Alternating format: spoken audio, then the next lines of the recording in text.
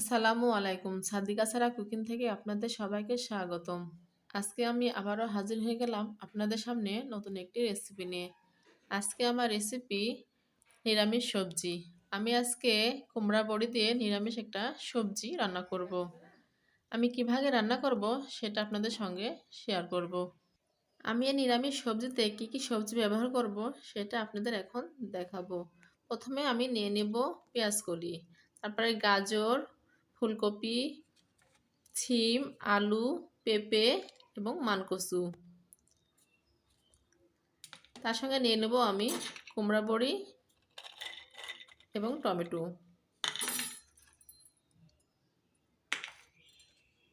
পেঁয়াজ কচি, কাঁচামরিচ এবং ধনিয়া পাতা। এইসব উপকরণ দিয়ে আজকে আমি নিরামিষ সবজি রান্না করব। প্রথমে আমি চুলাতে একটা কড়াই বসিয়ে দিলাম, তারপর দিয়ে দিলাম আমি তেল। তেলটা গরম হয়ে গেলে আমি দিয়ে দিব কুমড়া বড়ি। কুমড়া বড়িটা আমি ভালোভাবে ভেজে নেব।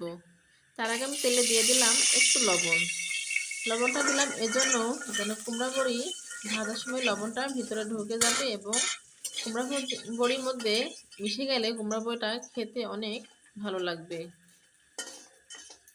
আমি এবার এটা ভালোভাবে ভেজে নেব।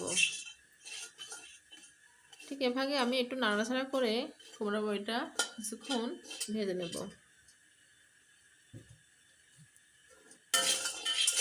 আমার কুমড়া বড়িটা ভাজা হয়ে গেছে, এবার আমি উঠাই নিব।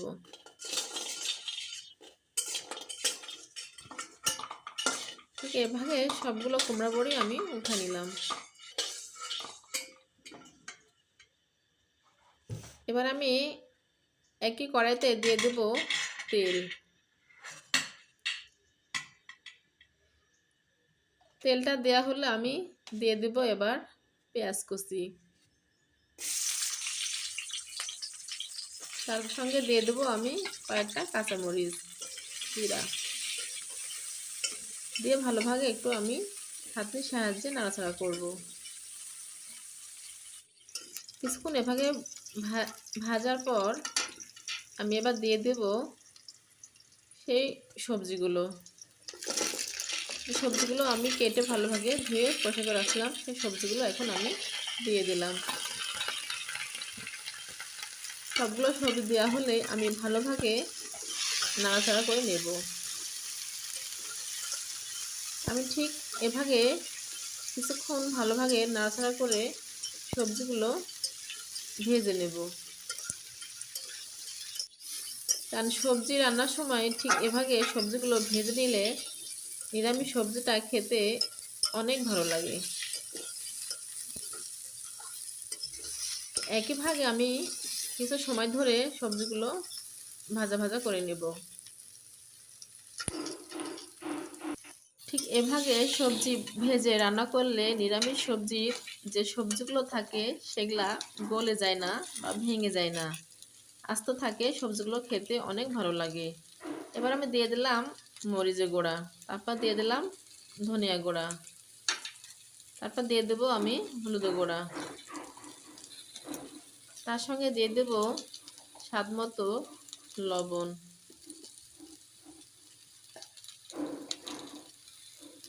এবার দিয়ে দিলাম আমি আদা বাটা, রসুন বাটা এবং জিরা বাটা।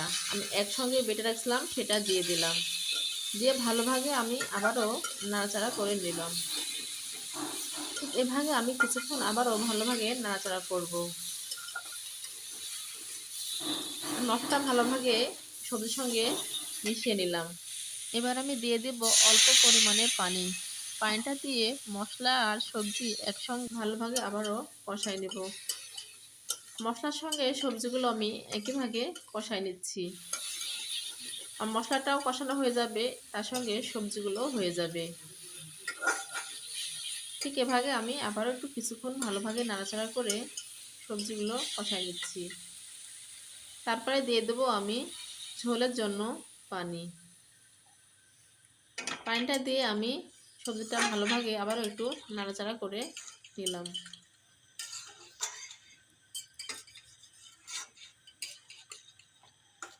এভাবে কিছুক্ষণ নাড়াচাড়া করে ভালোভাবে রেখে এবার আমি দিয়ে দেব আমি যে কুমড়া বড়িটা ভেজে রাখছিলাম সেটা আমি এখন দিয়ে দিলাম। দিয়ে একটু আবারও ভালোভাবে এটা আমি মিশিয়ে নিলাম। মেশানো হয়ে গেলে আমি এবার দিয়ে দেব টমেটো। আমি টমেটোটা কেটে রাখছিলাম, সেই টমেটো আমি এখন এই সবজির উপরে সুন্দরভাবে একটা একটা করে বসিয়ে দেব। ঠিক এভাবে আমি সবগুলো সবজির উপরে বসিয়ে দেব। আমার সবগুলো টমেটো দেওয়া হয়ে গেল। এবার আমি একটা ঢাকনার সাহায্যে ভালোভাবে ঢেকে দেব। ঢেকে দিয়ে আমি কিছুক্ষণ জাল করব। কিছুক্ষণ পর আমি ঢাকনাটা উঠাইয়া ভালোভাবে আবার একটু নাড়াচাড়া করে দেব। তারপরে আমি দিয়ে দেব ধনিয়া পাতা। ধনিয়া পাতা দিয়ে আমি একটু ভালোভাবে উপর থেকে হালকা করে একটু নাড়া দিয়ে নিলাম।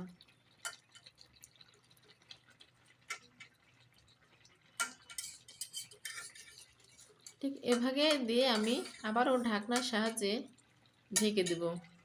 ঢাকনা দিয়ে ঢেকে দিলেই আমার কিছুক্ষণ দমে রেখে আমার রান্নাটা শেষ করব।